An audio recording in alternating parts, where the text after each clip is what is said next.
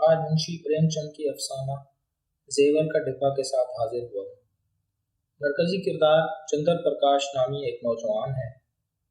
उसके अलावा चंद्र प्रकाश की बीवी चंपा, ठाकुर साहब जिनके बच्चे को चंद्र प्रकाश ट्यूशन देता है, ठाकुर साहब की बेगम, ठाकुर साहब का बेटा वरिंदर जिसको चंद्र प्रकाश पढ़ाता है। अफसाना कुछ इस तरह है। चंद्र प्रकाश बीए करने के बाद ठाकुर साहब के बेटे वरिंदर को ट्यूशन पढ़ाता है। चंद्र प्रकाश की मुआशी हालत दिगरगुन होने के साथ वालिदैन भी वफात पा चुके हैं, इसलिए उसके अमीर होने के तमाम ख्वाब रेजा रेजा हो चुके थे। चंद्र प्रकाश के वालिद अच्छी पोजीशन पर थे, इसलिए उसका ख्याल था कि वो भी किसी अच्छी मुलाजमत में लग जाएगा, लेकिन हालात ने इस तरह करवट ली कि सब कुछ सोच के बरक्स हो गया।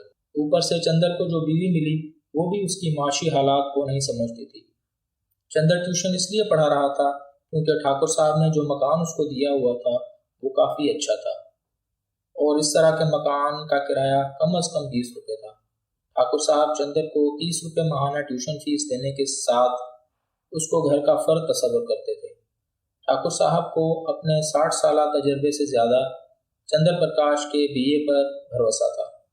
बहुत सारे कामों में ठाकुर साहब चंद्र से मशवरा किया करते थे।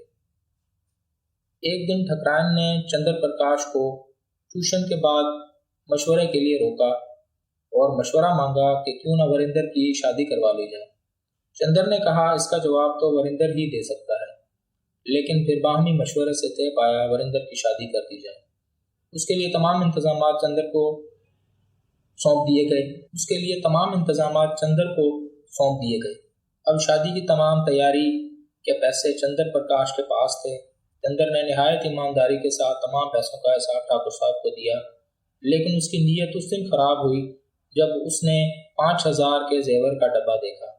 उस रात वो पहले अपनी बीवी को जेवरात के बारे में बता रहा था, फिर उसने जेवरात को चोरी कर लिया। सुबह जब चंद्र की आंख खुली तो चंपा ने उसको जेवरात की चोरी के बारे में बताया। अब वो ठाकुर साहब के घर गया और ठाकुर साहब को राजी किया कि वो पुलिस में शिकायत ना कराए।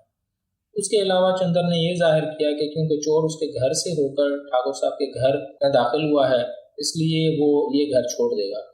अब चंद्र वरिंदर को ट्यूशन तो पढ़ाता था, लेकिन उसने घर तब्दील कर लिया था। अब भी किराया ठाकुर साहब ही देते थे।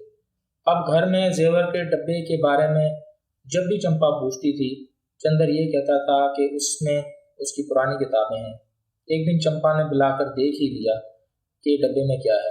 इस पर चंपा को सख्त शर्मिंदगी हुई, लेकिन उसने चंद्र को डायरेक्ट कुछ नहीं कहा। बहरहाल कुछ वक्त गुजर गया।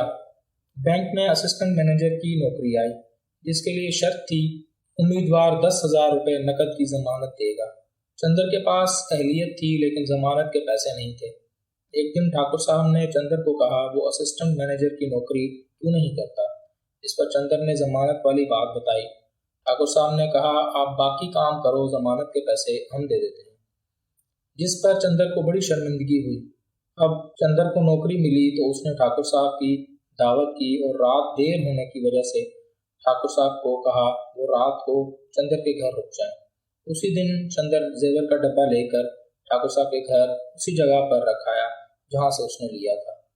सुबह जब ठाकुर साहब घर पहुंचे तो जेवरात का डब्बा देखकर हैरान हो गए। इतना अरसा बाद डब्बा मिला है।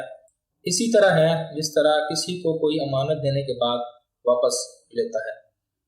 चंपा को जब इस बात का इल्म हुआ तो वो बहुत खुश हुई। वीडियो देखने का शुक्रिया।